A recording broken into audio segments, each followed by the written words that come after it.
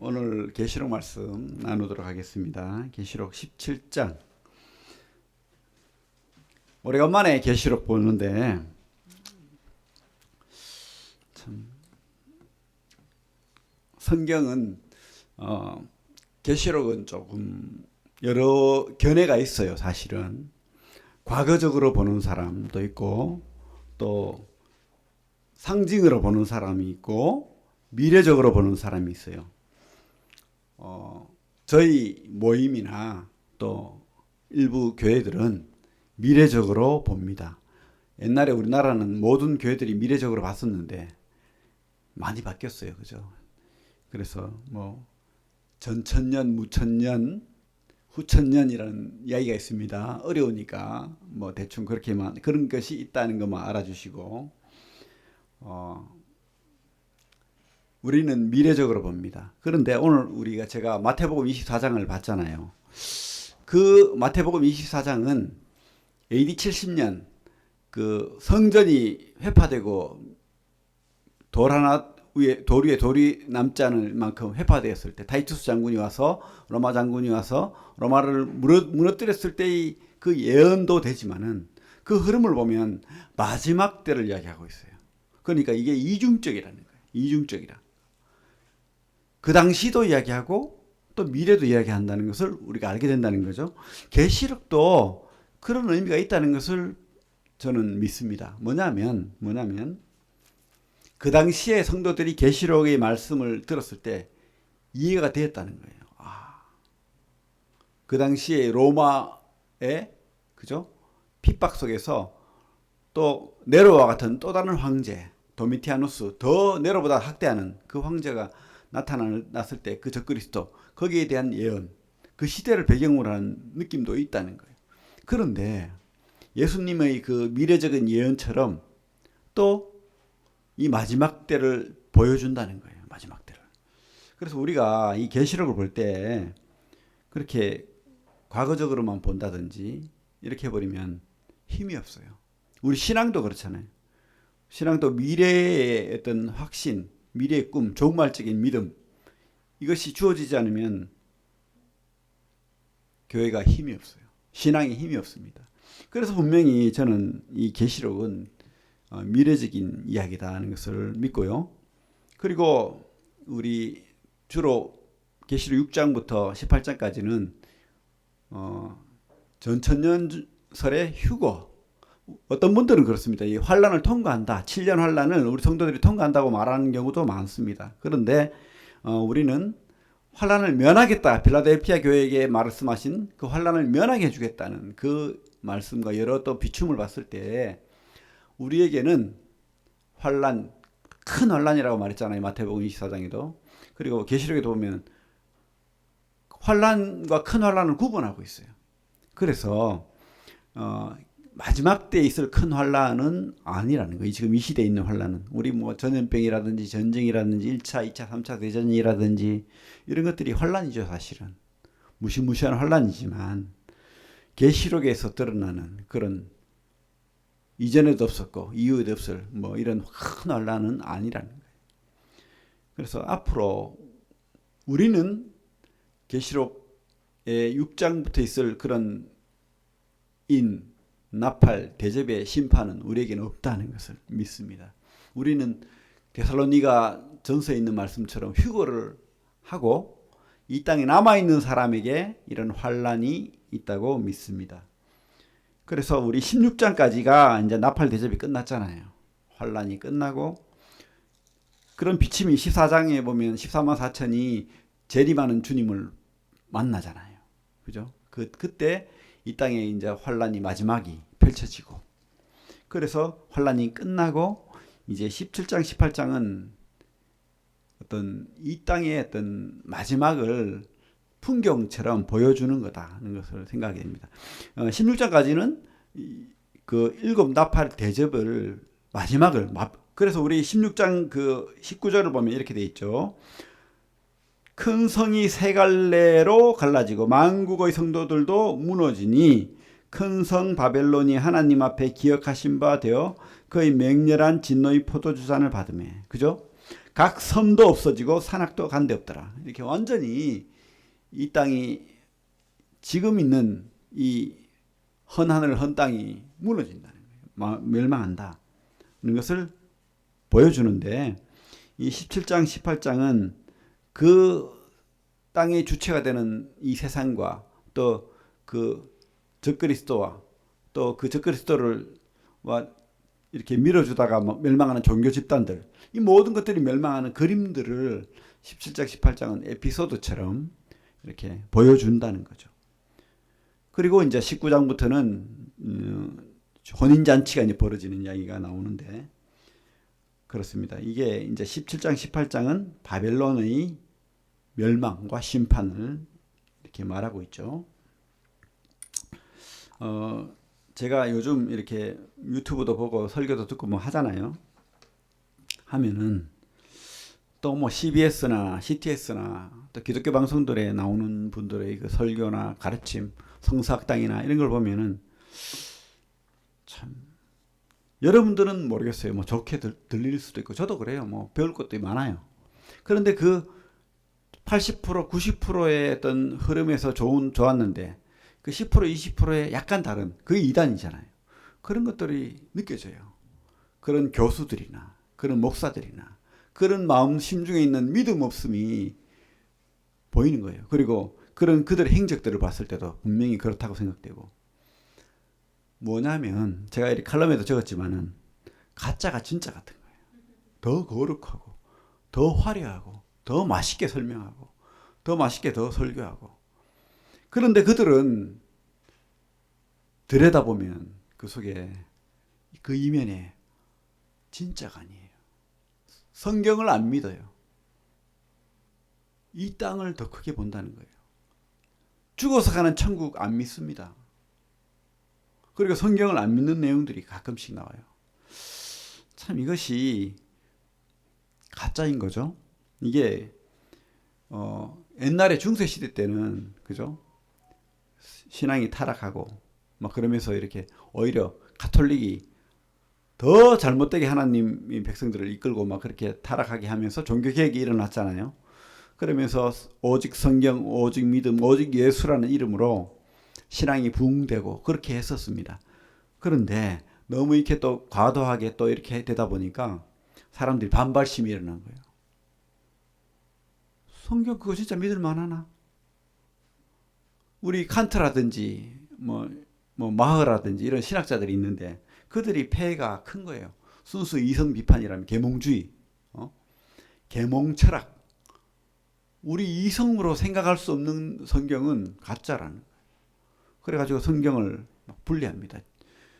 내 머리로 이해되는 성경, 이거 이런 막 무리를 걷는다든지 뭐 바다가 갈라진다든지 이건 다 지어낸 이야기야. 믿을 수 없어. 이렇게 빼버리고. 이런 이성적인 판단력으로 성경을 해석하고 보는 거예요. 또 아니면은 마아 같은 분은 뭐 내가 믿는 그게 믿음이지 이 문자에 갇힌 이거 아니야. 이거 내가 믿는 이 믿음 이게 중요한, 내 감정이 중요한 거지. 이러면서 이제 감정적인 신앙으로, 그러면서 한동안 또 많은 사람들이 그런 쪽으로 휩쓸려 버렸어요. 그러니까 뭡니까? 하나님이 준 말씀, 이 성경을 떠나게 만드는 거예요. 못 믿게 만드는 거예요. 그러면서 그런 안경으로 성경을 연구하고 사람들에게 가르치고 믿음이라고 말하는 거예요. 그것을. 그런 부류들이 신학교라든지 또 목회를 하시는 분들도 많다는 거예요. 약간 다른 거죠. 그죠? 말은 좋은 말을 많이 합니다. 그래서 이분들이 주로 이제 설교하는 게 뭐냐면 정의, 도덕. 물론 이 성경 안에는 우리가 적용해야 될 말씀들이 참 많아요. 너희들이 구원받았느냐? 너희들이 성도냐? 그러면 이렇게 살아야 돼. 이렇게 말하는데, 너희들이 구원받고 너희들이 믿음을 가지고 너희들이 주님을 하나님으로 여기고 그렇게 믿었느냐를 싹 빼버리고 뒤에 것만 가르치면은 좋은 말처럼 들려요. 아주 훌륭한 말씀처럼 들리지만은 그건 신앙이 아니잖아요. 소망이 아니잖아요. 우리 천국 소망하잖아요. 우리 지옥 있다는 거 믿잖아요. 그래서 안타까워서 복음 전하잖아요. 그죠? 교회 안 나와도 되고 예배 안 드려도 되고 뭐 물론 이렇게 코로나 시대에 방역을 위반하고 이거 잘못된 거예요. 맞죠? 하지만 그러나 그렇다고 해서 누구나 다 구원받는다. 그리고 어느 종교를 믿어도 구원받는다. 이거 잘못된 거예요.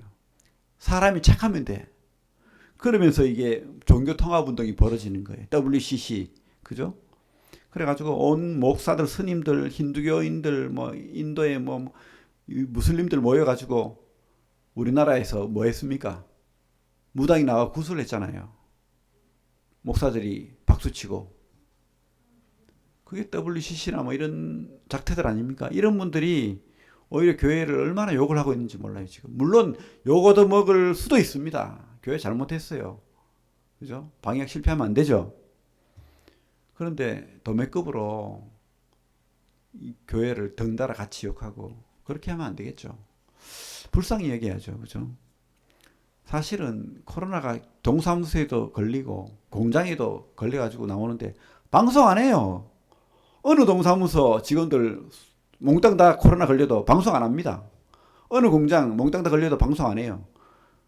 물론 뭐 좀 교회는 좀 크니까 방송을 막 해요. 무슨 참 잘못되었죠. 그렇게 하면 안 되는 거예요. 인터컵도 잘못된 게 많습니다. 그렇게 하면 안 되는 거예요. 하지만 이 세상은 지금 혈안이 되어 있는 거예요. 그건 어쩔 수 없어요. 로마 시대 때나 지금이나 우리 그리스도인들은 핍박을 받을 수밖에 없습니다. 제가 두서없이 이렇게 이야기를 하는데 가짜와 진짜가 있다는 거. 그 여러분들은 진짜입니까? 가짜입니까?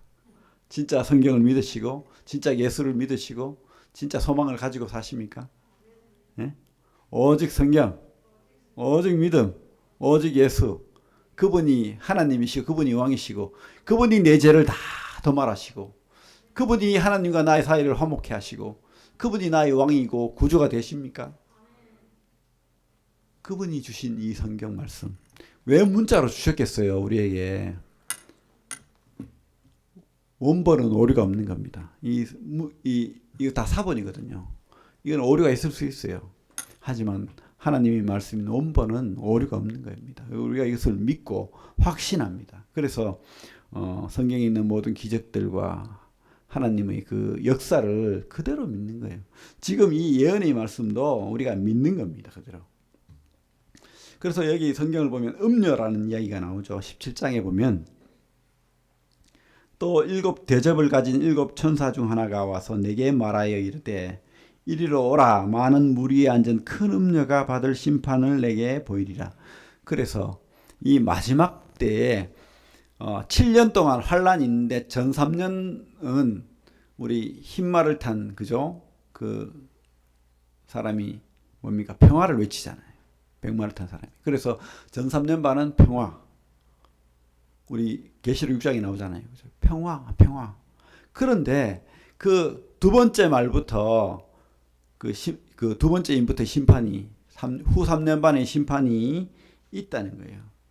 후 3년 반의 심판이 있는데 그동안에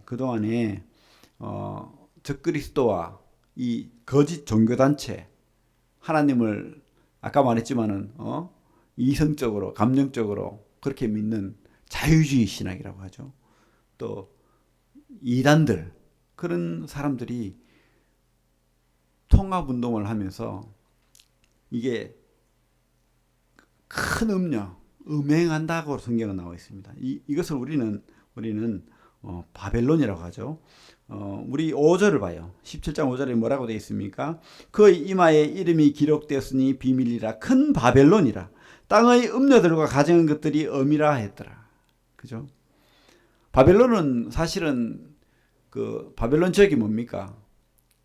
아수르, 페르시아 뭐 이쪽을 바벨론이라고 하잖아요. 그런데 그 베드로전서 5장에 보면 베드로가 바벨론이라는 표현을 써요. 그래서 이 바벨론은 하나님을 대적하는 어떤 나라나 어떤 집단이나 이런 것을 이야기하는 거예요. 그 베드로가 쓴 바벨론 로마를 얘기하는 거예요. 로마. 그죠? 그래서 이 로마에 있는 어떤 실체, 지금은 뭐 이탈리아나 뭐 그런 나라가 되어버렸지만은 실질적인 그 전에 그 로마 속에서 전 세계를 다스리던 집단이 뭡니까? 카톨릭이잖아요. 교황이라고 있잖아요. 교황이 왕을 임명하고 지금도 그 세력이 만만치 않습니다. 무시무시합니다, 사실은. 그래서 우리는 이 로마에 있는 이 바벨론을 어떤 종교 통합 운동을 통해서 이루어진 WCC나 가톨릭이나 힌두교나 무슬림이 합쳐서 생긴 어떤 종교 집단, 종교 단체로 보는 거예요. 왜요? 우리는 그때 없잖아요. 그죠? 그들은 그런 종교 집단을 이루고 있는 거예요. 그런 큰 음녀가 우리 2절부터 보면 땅의 임금들도 그와 더불어 음행하였고 땅에 사는 자들도 그 음행의 포도주에 취하였다고. 그러니까 이 땅에 있는 어떤 정치 권력들도 거기에 귀속될 수밖에 없는 거예요. 워낙 큰 집단이 되어버려가지고. 사실은 가톨릭, 무슬림, 힌두교 뭐 이런 종교 집단이 합쳐버리면은 안 따라갈 수가 없어요. 얼마나 큰 세력입니까, 그죠? 그러니까 땅의 정치 세력들도 그와 더불어 음행하였고 땅에 사는 자들도 그 음행의 포도주에 취하였다고. 3절에 곧 성령으로 나를 데리고 광야로 가니라. 내가 보니 여자가 붉은빛 짐승을 탔는데 그 짐승의 몸에 하나님을 모독하는 이름들이 가득하고 7머리와 10뿔이 있으며. 그래서 여기서 우리 짐승은 뭐라고 했습니까? 적그리스도라고 우리가 배웠잖아요. 이 적그리스도를 이 종교 집단들이 세우는 거예요. 같이 유인 게임을 하는 거예요.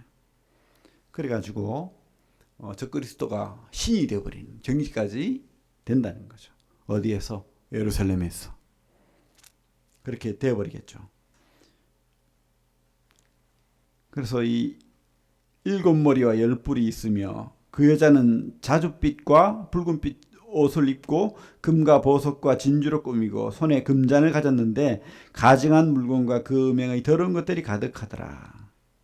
그러면서 5절에 그 이마에 이름이 기록되었으니 비밀이라 큰 바벨론이라 땅의 음녀들과 가증한 것들의 엄이라 하였더라. 6절을 보면 또 내가 보면 이 여자라는 이름이 계속 나오죠. 음녀, 여자, 이게 다 바벨론입니다. 또 내가 보면 이 여자가 성도들의 피와 예수의 증인들의 피에 취한지라. 내가 그 여자를 보고 놀랍게 여기고 크게 놀랍게 여기니. 가톨릭이 얼마나 많은 신교도, 그러니까 우리 그 기독교인들을 죽였습니까? 그죠? 많은 사람을 죽였습니다. 특별히 우리 모임과 연결되는 뭐 제침내 교도라든지 이런 사람들도 모라비안 교도라든지 그것뿐만 아니고 그 구교라고 하고 신교라고 하죠. 오직 믿음, 예수 그리스도로 구원받는다는 사람들을 많이 죽였어요. 그들이 우리가 휴거하고 이 땅에 남아있는 유대인들 14만 4천과 두 증인을 통해서 복음 듣고 구원받는 사람들을 얼마나 많이 죽이겠습니까? 그죠? 그런 학대가 있다는 거예요. 우리 이야기는 아니지만 지금 비침이 있잖아요. 지금 코로나라든지 핵무기라든지 화학무기라든지 이런 것들이 다 준비되고 있어요. 이 마지막 때를 보여주는 거예요, 우리가. 지금 여러분들 얼마나 위험한 시대입니까? 코로나만 봐도 참 사람의 인공지능이나 컴퓨터나 의학의 발달이 그렇게 되었다고 하지만은 미생물 하나도 제대로 못 잡아요. 그죠? 그런 위험한 시대일 뿐만 아니고 또 무기는 어떻습니까? 사람들이 사람을 죽이는 그 화학무기, 핵무기는 얼마나 많습니까? 지구를 뭐 어떤 학자는 2만 번 깨뜨리고도 남을 만한 그 핵무기가 있고 화학무기가 있다고 하는데 이것이 온전하게 갈 수 있다고 봅니까? 이 땅은 파괴될 땅이 맞는 거예요. 종말이 오는 땅입니다. 그죠? 그래서 우리가 휴거되고 남은 이 7년 동안의 환란 속에서 성도들이 학대를 받는다는 거예요. 순교를 각오하지 않으면 믿을 수가 없다는 거예요. 그러니 지금 믿어야죠. 지금 전해야죠. 지금 최선을 다해서 우리가 내 가족들에게 전하고 내 친구들에게 전하고 내 이웃들에게 전할 수밖에 없는 겁니다. 최선을 다해서. 그리고 그들이 안 믿더라도 우리 말은 기억할 수도 있잖아요. 누군가는. 그래서 다시 구원받는 역사가 있을 수 있다는 것을 우리가 보게 됩니다. 8절에 보면 이렇게 돼. 내가 본 짐승은 전에 있었다가 지금은 없으나 장차 무적행으로부터 올라와 멸망으로 들어갈 자니 땅에 사는 자들로서 창세 이후로 그림이 생명체에 기록되지 못한 자들이 이전에 있었다가 지금은 없으나 장차 나올 짐승을 보고 놀랍게 여기더라. 이 땅에 우리 그리스도인들이 없으니까 하나님 안 믿는 사람들이 적그리스도의 이적에 놀란다는 거예요. 적그리스도의 이적에. 전에 있었다가 지금은 없으나 전에 있었던 누구죠? 적그리스도라고 불렸던 네로, 도비인티아누스 황제나 이런 많은 사람들을 없죠. 근데 그런 비슷한 자가 나타났다는 거예요. 놀라운, 내가 신이야 이렇게 말하는 어떤 놀라운 존재가 나타나고 종교 집단들이 그를 추앙하고 그를 드러내고 그를 신이라고 말하고 이렇게 된다는 거예요. 9절에 보면 지혜 있는 뜻이 여기 있으니 그 7머리는 여자가 앉은 7산이요 또 7왕이라. 여기에 대한 해석은 분분하지만 그 로마에 7산이 있대요. 그래서 이것도 로마라고 우리가 해석을 합니다. 로마. 그 로마의 7왕이라.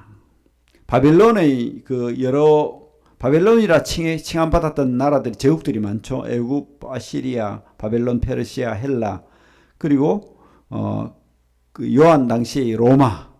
그리고 그 이후에 등장한 신성 로마 제국이라고 있죠. 중세 때.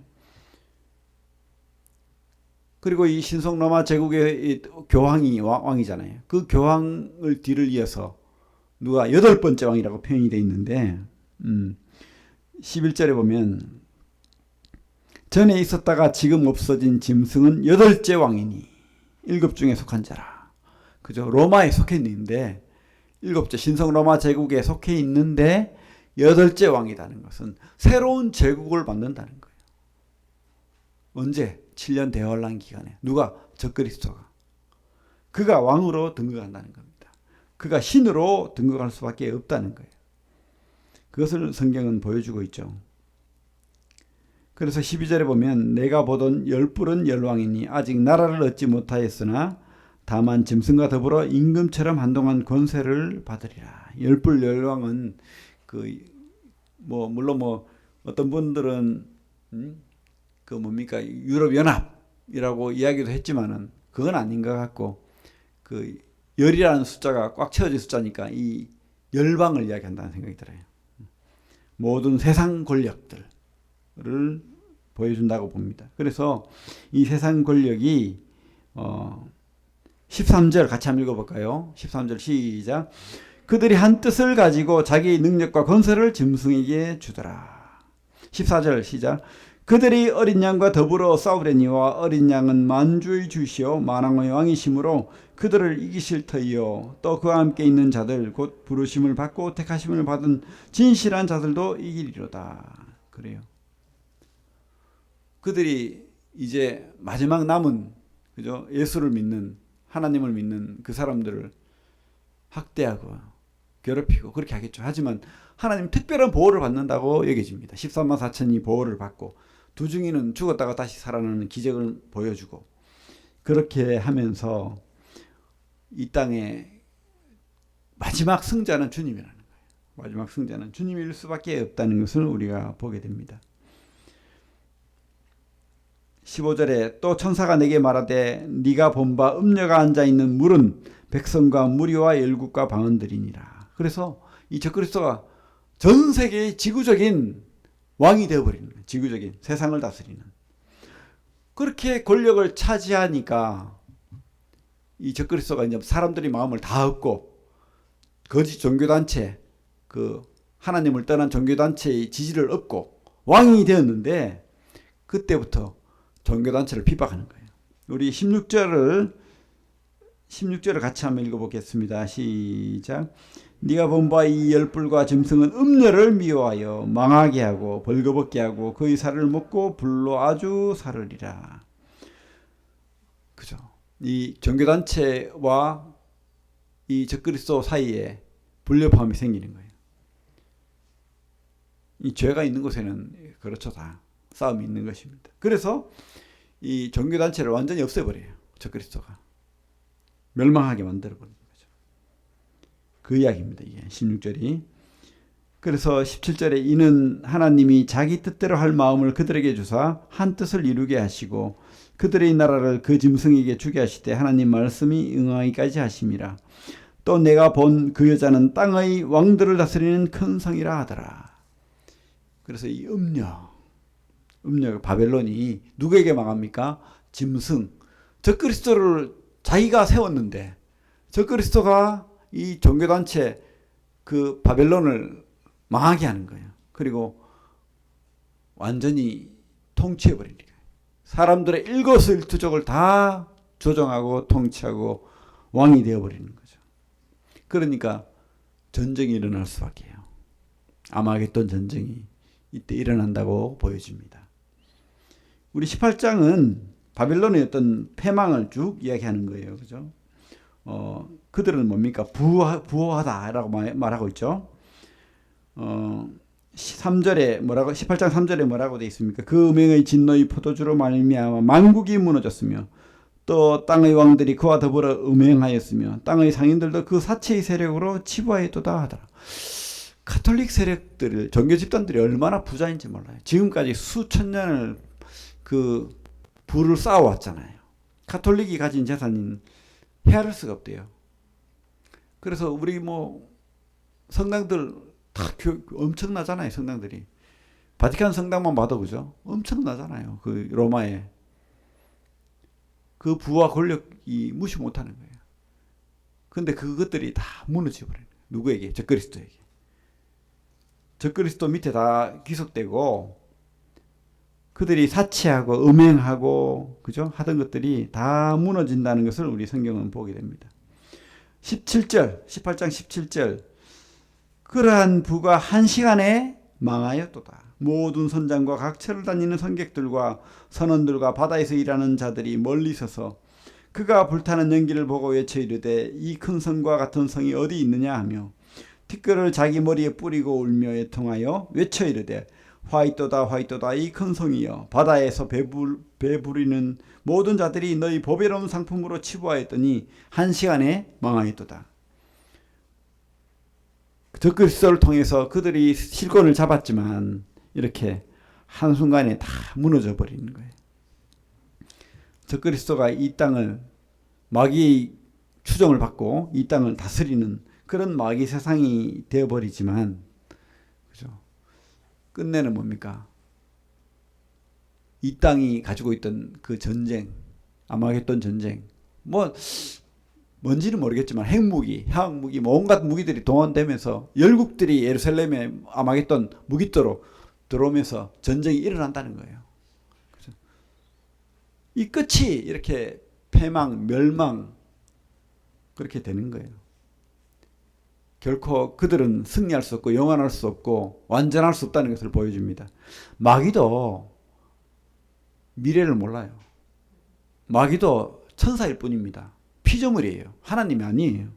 그러니까 마귀가 적그리스도를 통해서 이 땅을 다스리고 자기 세상을 만들려고 하지만은 끝내는 자기 뜻대로 되지 않는다는 것을 보게 됩니다. 그래요. 우리가 이 땅이 다일 것 같지만 다가 아니라는 걸 기억하고 살아야 돼요. 사람들이 착각하는 게 여러 가지가 있는데 한 가지 착각이 자기 죽을 줄 모르고 산대요. 그 옛날에 그 아우슈비츠 그죠? 가스실에 유대인들이 막 죽어갈 때 이것을 당기는 유대인이 한 명이 있었대요. 그는 매일 이걸 하니까 하면은 죽고 그렇게 하면서도 자기가 죽는 줄은 꿈에도 생각 못했대요. 그죠? 뭐 은연중에 생각할 수도 있지만은 가슴이 안 와닿는 거야. 이게 문제인 거예요. 우리는 종말을 소망하며 살아야 됩니다. 근데 우리의 종말은 끝이 아니라는 거예요. 새로운 시작이라는 겁니다. 우리의 죄 많은 껍데기는 다시 바뀌어야 돼요. 그래서 우리가 이 몸으로 천국 못 가요. 변해야 돼요. 변화된 몸으로. 근데 우리는 자꾸 이 몸으로 살고 싶고 영원히 살고 싶고 이 몸으로 누리고 싶고 뭐 이렇게 생각하는데 참 어리석어요. 그죠? 우리가 혹시 한 줌의 흙으로 죽을 수 있습니다. 그죠? 그래서 뭐 나무에 뿌리기도 하고 하잖아요. 하지만 이 몸은 어차피 썩어질 몸입니다. 우리 주님께서 우리가 혹시 이 땅에서 주님이 안 오시고 우리 휴가를 안 당하고 이 땅에서 죽을 수도 있잖아요. 죽더라도 주님께서 다시 살릴 거예요. 새로운 몸을 준다고 성경은 말하고 있습니다. 그러니 이게 소망이 아니고 무슨 소망이 있겠어요? 이 땅이 소망입니까? 여러분들 이 땅이 소망이면 이 땅이 지옥입니다. 그죠? 이 땅은 소망 아니에요. 이 땅은 영원한 소망이 될 수가 없습니다. 그리고 지금 이 땅의 권세 잡은 자는 공중의 권세 잡은 자는 마귀예요. 마귀. 우리가 착각하면 안 됩니다. 이 세상에 뭐 정치 권력 뭐 모든 뭐 마귀가 다 자기 뜻대로 행하고 있는 거예요. 지금 뭐 음모론이라고 말할 수도 있지만은 성경은 분명히 그렇게 말하고 있어요. 이 땅에 보이는 권력 이면에 또 다른 권력이 있다고 말하고 있습니다. 그 이면에는 반드시 마귀가 있는 거예요. 그래서 눈에 보이는 것에 심취하지 마시고 그렇다고 너무 막 이렇게 유튜브나 이런 데 나오는 음모론을 쫓아갈 필요 없어요. 알 수가 없어요. 주님도 그랬잖아요. 그때가 언제인지 모른다고 하잖아요. 징조는 있어요. 징조는 보이잖아요. 그죠? 지금 이 땅에 온갖 거짓된 것들, 타락한 것들이 발흥하고 있고 또 하나님 믿는 예수 믿는 사람들에 대한 핍박이 순교자들이 얼마나 많습니까? 여러분들 우리나라면 안전하니까 괜찮다 하지만은 안 그런 곳에서는 목숨 걸고 신앙한다니까요. 북한도 그렇고 이슬람도 그렇고 그런 곳에서는 많은 사람들이 죽어가고 있습니다. 지금 믿음 때문에. 그죠? 이 마지막 때에 우리가 어떻게 살아야 될지를 생각하면서 소망하면서 진짜를 구분할 줄 알아야 됩니다. 어리석고 미련한 것에 빠져서 이 땅이 소망인 것처럼 그렇게 살지 않기를 바랍니다. 주님 어서 오시옵소서 이런 믿음 가지시길 바랍니다. 그렇다고 너무 염세주의적으로 흰 옷 입고 산에 올라가라는 뜻이 아닙니다. 열심히 행복하게 사십시오. 주님과 교제하며 사시고 또 성도와 교제하며 사시고 위로하며 사시고 이 세상 사람들을 불쌍히 봐야 돼요. 그들이 욕을 하면 뺨을 때리면 맞아야 돼요. 막 너무 대들고 막 죽이겠다고 달라들고 이럴 필요 없어요. 그냥 세상은 어차피 우리를 미워하게 돼 있습니다. 마음에 하나님 두기를 싫어합니다. 우리는 다 이해하고 알잖아요. 그 이유를. 마귀가 이 세상 사람들의 마음을 미혹하기 때문에 그렇다는 걸 알기 때문에 우리는 참고 견디고 인내하라고 돼 있잖아요. 신앙의 가장 끝은 인내입니다. 인내. 가장 큰 미덕은 인내예요. 인내. 인내를 해야 됩니다. 견뎌야 되는 거예요. 그리고 될 수 있으면 기뻐하십시오. 감사하시고 주님과 교제하시고 염세주의적으로 우울하라는 뜻이 아닙니다. 우리에게는 소망이 있기 때문에 감사할 수 있고 행복할 수 있는 거예요. 진짜 행복한 사람은 소망이 있는 진짜 믿는 사람이에요. 이 땅에는 소망이 없습니다. 큰 성 바벨론도 많은 거예요. 짐승이 그가 왕이 되려고 하지만은 끝내 무너지게 된다고 성경은 말하고 있습니다. 진짜와 가짜를 구분하는 그런 지혜를 가지시고 진짜를 믿는 그런 성도들이 되길 바랍니다. 가짜를 구분할 줄 알아야 됩니다. 이 땅에. 그래서 우리 성도들 다 행복하길 바라고 건강하길 바랍니다. 방역 잘 지키시고 그런 성도들 되길 바랍니다. 기도하겠습니다. 하나님 아버지 감사합니다. 참 계시록을 통해서 하나님의 마지막 때를 우리가 또 보게 됩니다. 하지만 하나님 참 우리에게 또 다른 소망이 있음을 깨닫습니다. 우리에게는 환난을 면하게 해주겠다는 그런 약속을 또 주셨습니다. 그런 약속을 믿고 의지하는 가운데 또 주님 어서 오시옵소서 하는 소망으로 살게 하시고, 또 언제 오실지 모르지만 우리가 최선을 다해서 이 땅에 주님이 맡긴 사명 감당하면서 복음 전하면서 예배드리면서 하나님 더 알아나가면서 그렇게 살아갈 수 있도록 은혜 내려 주시옵소서. 기뻐하는, 하나님 때문에, 믿음 때문에, 성도 때문에, 교회 때문에 기뻐하는 성도들 다 되게 해 주시길 원합니다. 예수님 이름으로 기도합니다. 아멘.